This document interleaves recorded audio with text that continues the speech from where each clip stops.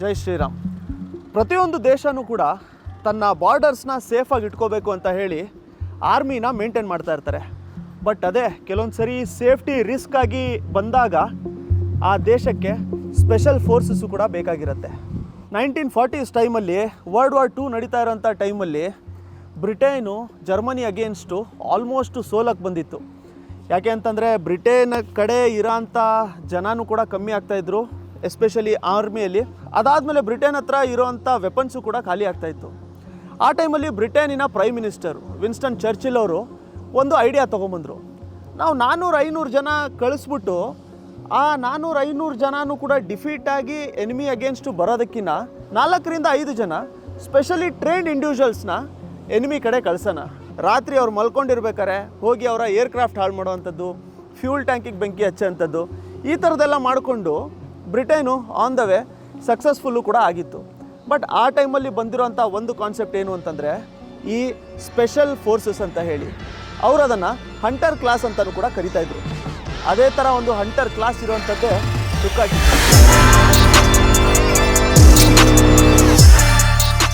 ಡುಕಾಟಿಯ ಲೈನಪ್ಪಲ್ಲಿ ತುಂಬ ಚೆನ್ನಾಗಿರೋಂಥ ಆರ್ಮಿ ಇಟ್ಟಿದ್ದಾರೆ. ನಮಗೆ ಮಾನ್ಸ್ಟರಿಂದ ಹಿಡಿದ್ಬಿಟ್ಟು V4S ವರ್ಗೂ ಕೂಡ ಪ್ರಾಪರಾಗಿ ಡುಕಾಟಿಯ ಲೈನಪ್ ಇದೆ. ಆದರೆ ಸ್ಪೆಷಲ್ ಫೋರ್ಸಸ್ ಅಂತ ಹೇಳಿ ಬಂದ ತಕ್ಷಣ ಡುಕಾಟಿ ಸ್ಟಾರ್ಟ್ ಮಾಡ್ಕೊಂಡಿರೋವಂಥದ್ದು SP ಎಡಿಷನ್ಸು. ಸೊ SP2 ಬಂದ್ಬಿಟ್ಟು ನಮಗೆ ಲಿಮಿಟೆಡ್ ಎಡಿಷನಲ್ಲಿ ಪ್ರೊಡ್ಯೂಸ್ ಮಾಡ್ಕೊಂಡಿರೋಂಥ ಗಾಡಿ. ಅದೇ ಒಂಥರ ಸ್ಪೆಷಲ್ ಫೋರ್ಸಸ್ ಇರೋ ಥರ. ಯಾಕೆ ಅಂತಂದರೆ ಈ ಗಾಡಿನ ಬರೀ ರೇಸ್ ಟ್ರ್ಯಾಕಲ್ಲಿ ಓಡಿಸ್ಬೇಕು, ಬಟ್ ಗಾಡಿಗೆ ನಂಬರ್ ಪ್ಲೇಟು ಕೂಡ ಹಾಕ್ಕೊಂಡಿರ್ಬೋದು ಅಂತಂದರೆ ಸ್ಟ್ರೀಟ್ ಲೀಗಲ್ ರೇಸ್ ಟ್ರ್ಯಾಕಿನ ಬೈಕ್ ಅಂತಂದರೆ ಅದೇ ನಮಗೆ ಡುಕಾಟಿ V4 SP2.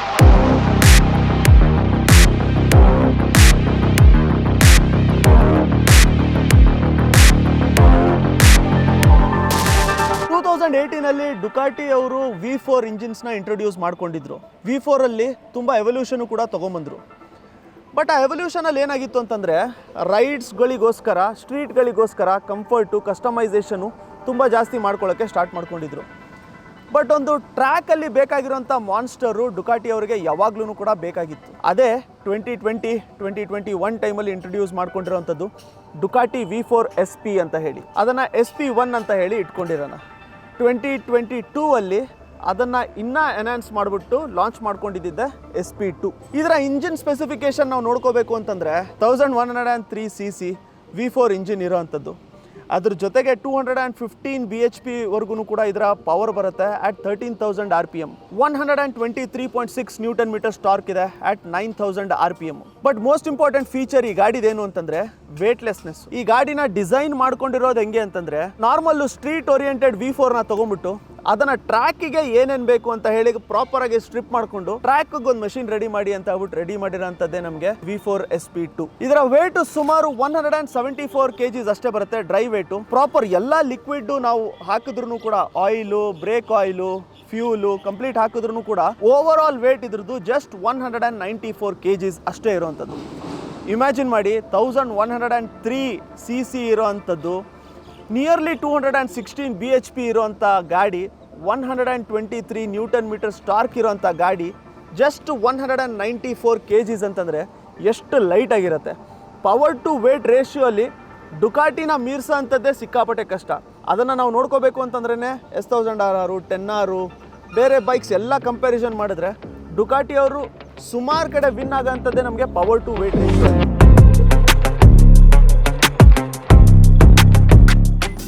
ಈ ಡುಕಾಟಿ V4 SP2 ಅಲ್ಲಿ SP ಅಂತಂದ್ರೇ ಸ್ಪೋರ್ಟ್ ಪ್ರೊಡಕ್ಷನ್ ಅಂತ ಹೇಳಿ 1989 ಟೈಮಲ್ಲಿ ಫಸ್ಟ್ ಟೈಮ್ ಅವರು ಈ ಬ್ಯಾಜಿಂಗ್ನ ಇಂಟ್ರೊಡ್ಯೂಸ್ ಮಾಡ್ಕೊಂಡಿದ್ರು.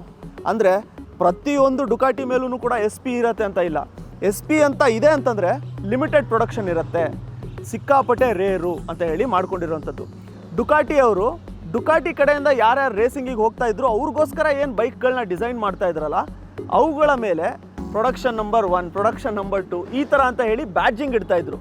ಅದಕ್ಕೋಸ್ಕರ ಅದು ಸಿಕ್ಕಾಪಟ್ಟೆ ರೇರ್ ಆಗಿ ಇರೋವಂಥ ಗಾಡಿ, ಅದೇ ಸ್ಪೋರ್ಟ್ ಪ್ರೊಡಕ್ಷನ್. ಇದು ಬಂದು ಅದೇ DNA ಹೊಂದಿರೋವಂಥ 2ನೇ ಜನರೇಷನ್ನು. 2021 ಫಸ್ಟ್ ಟೈಮ್ ಇಂಟ್ರೊಡ್ಯೂಸ್ ಆಗಿತ್ತು SP. 22 ಸೆಕೆಂಡ್ ಜನರೇಷನ್ ಬಂದಿರುವಂಥದ್ದು SP2.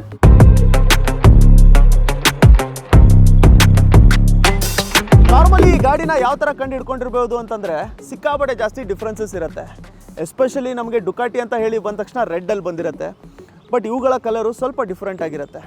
ಒಂದೊಂದೇ ಡಿಫ್ರೆನ್ಸಸ್ ನಾನು ನಿಮಗೆ ಹೇಳ್ತಾ ಇರ್ತೀನಿ. ಫಸ್ಟ್ ಮೋಸ್ಟ್ ಇಂಪಾರ್ಟೆಂಟ್ ಇರುವಂಥದ್ದೇ ಈ ಫ್ಯೂಲ್ ಟ್ಯಾಂಕು. ಡುಕಾಟೀಸ್ಗಳಲ್ಲಿ ಬಾಡಿ ಕಲರ್ ಏನಿರುತ್ತೆ ಅದೇ ಕಲರಲ್ಲಿ ಈ ಟ್ಯಾಂಕ್ ಇರುತ್ತೆ. ಬಟ್ SP2 ಅಲ್ಲಿ V4R ಅಲ್ಲಿ ಈ ಬ್ರಷ್ಡ್ ಅಲ್ಯೂಮಿನಿಯಂ ಲುಕ್ ಇರೋವಂಥ ಟ್ಯಾಂಕ್ ಇರೋವಂಥದ್ದು. ಇದು ಸಿಕ್ಕಾಪಟ್ಟೆ ಜಾಸ್ತಿ ರಾ ಆಗು ಕೂಡ ಕಾಣುತ್ತೆ. ಅದು ಫಸ್ಟ್ ಡಿಫ್ರೆನ್ಸು. ಸೆಕೆಂಡ್ ಬಂದು ಈ ಡ್ರೈ ಕ್ಲಚ್ಚು. ಡ್ರೈ ಕ್ಲಚ್ಚಿಂದ ತುಂಬ ಜಾಸ್ತಿ ಅಡ್ವಾಂಟೇಜಸ್ ಇದೆ. ನಾರ್ಮಲಿ ನಾನೀಗ ಎಕ್ಸ್ಪೀರಿಯನ್ಸ್ ಮಾಡ್ಕೊಂಡಿರೋವಂಥದ್ದು ಏನು ಅಂತಂದರೆ, ನೀವು ಎಷ್ಟೇ ಹಾರ್ಡಾಗಿ ಶಿಫ್ಟ್ ಮಾಡಿದ್ರೂ ಕೂಡ ಅದು ಅದನ್ನು ಮ್ಯಾನೇಜ್ ಮಾಡ್ತಾ ಇರುತ್ತೆ. ಪ್ಲಸ್ ವೆಟ್ ಕ್ಲಚ್ಚಲ್ಲಿ ಇರೋವಂಥ ರೊಟೇಷನ್ ಏನಿರುತ್ತೆ ಅದು ಇದರಲ್ಲಿ ಅವಾಯ್ಡ್ ಆಗಿರುತ್ತೆ. ಸೊ ಮೆಕ್ಯಾನಿಕಲಿ ತುಂಬ ಜಾಸ್ತಿ ಸ್ಟ್ರಾಂಗ್ ಇರುತ್ತೆ. ಇನ್ನೊಂದು ಡುಕಾಟಿಯ ರಾಟಲ್ ಸೌಂಡ್ ಏನು ಬರುತ್ತಲ್ಲ ಅದು ಡ್ರೈ ಕ್ಲಚ್ಚಿಂದನೇ ಬರುವಂಥದ್ದು.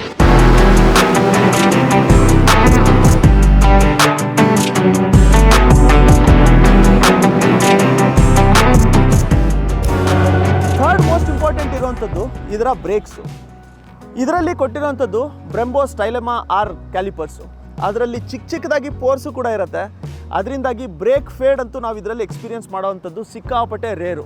ಯಾಕೆ ಅಂತಂದರೆ ನೀವು ಆಲ್ಮೋಸ್ಟ್ 300ಅಲ್ಲೂ ಕೂಡ ಬ್ರೇಕ್ ಹಾಕಿದ್ರೆ ಅದು ಹೀಟಾಗಿ ಬ್ರೇಕ್ ಫೇಡ್ ಆಗುವಂಥದ್ದು ಅವಾಯ್ಡ್ ಆಗಿರುತ್ತೆ. That is one very very important thing.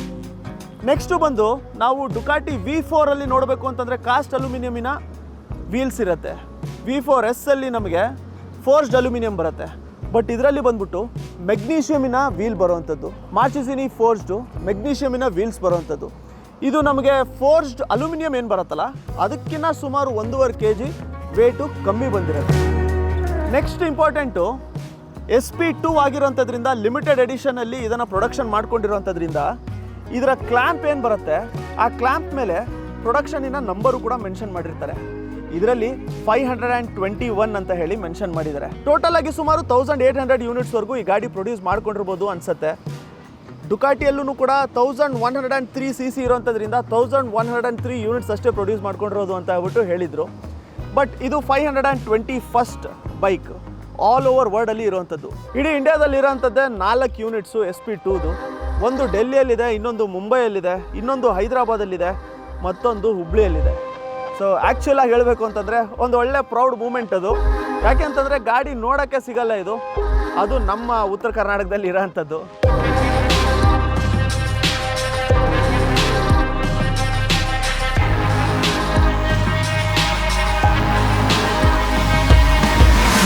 ಅದನ್ನು ಬಿಟ್ಟರೆ ಇದರಲ್ಲಿ ಇನ್ನೂ ಸಣ್ಣ ಚೇಂಜಸ್ಸು ತುಂಬ ಜಾಸ್ತಿ ಬರುತ್ತೆ. ಫಾರ್ ಎಕ್ಸಾಂಪಲ್ ಇಲ್ಲಿ ನಮಗೆ ಬಿಲೆಟ್ ಅಲ್ಯೂಮಿನಿಯಮಿನ ನಮಗೆ ಫುಟ್ ಪೆಕ್ ಸಿಗುತ್ತೆ, ರೇರ್ ಸೆಟ್ಸು. ಅದು ಬಿಟ್ಟರೆ 520 ರೇಸಿಂಗ್ ಚೈನಿನ ಸೆಟಪ್ಪು ಕೂಡ ಇದೆ ಹಿಂದ್ಗಡೆ, ಎಸ್ಪೆಷಲಿ ಇದರ ಸ್ಪ್ರಾಕೆಟ್ಸು. ಇನ್ನೊಂದು ಇದರಲ್ಲಿ GPS ಲ್ಯಾಪ್ ಟೈಮರು ಇನ್ಬಿಲ್ಟೇ ಬರುತ್ತೆ. ಬೇರೆ ಗಾಡಿಗಳಲ್ಲಿ ಅದನ್ನು ಅಡಿಷ್ನಲಿ ಇನ್ಸ್ಟಾಲೇಷನ್ ಮಾಡ್ಕೋಬೇಕಾಗಿರುತ್ತೆ. ಸೊ ಅಷ್ಟು ಬಂದು ನಮಗೆ ಡಿಫ್ರೆನ್ಸಸ್ ಇರೋವಂಥದ್ದು.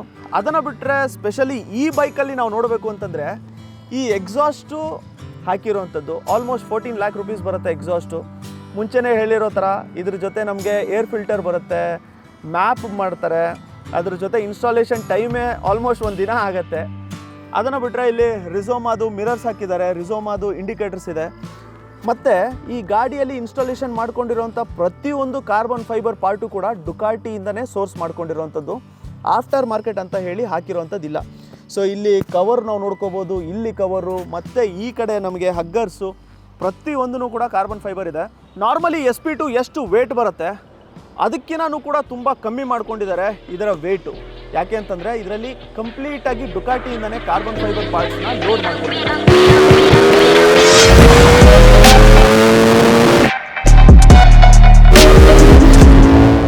ಸೊ ಈ ಗಾಡಿ ಆಲ್ಮೋಸ್ಟ್ ಲೋಡ್ ಮಾಡ್ಕೊಂಡಿರೋಂಥದ್ದು ಎಲ್ಲ ಹಿಡಿದ್ರೆ ಕ್ಲೋಸ್ ಟು 95 lakh ಕೂಡ ಬರುತ್ತೆ.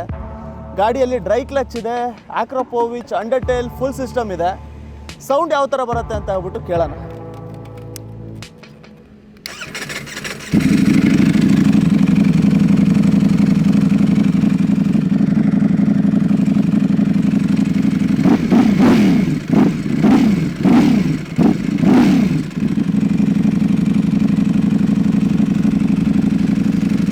ಗಾಡಿ ಓಡಿಸಿ ಎಕ್ಸ್ಪೀರಿಯನ್ಸ್ ಮಾಡ್ಕೊಂಡ್ಮೇಲೆ ಒಂದೇನು ಗೊತ್ತಾಗಿರೋಂಥದ್ದು ಅಂತಂದರೆ ಡುಕಾಟಿ ಒಂದು ಸ್ಪೀಡ್ ಮಾನ್ಸ್ಟರ್ ಏನು ಕ್ರಿಯೇಟು ಮಾಡಬೇಕು ಅಂತ ಹೇಳಿ ಹೋಗಿದ್ರು.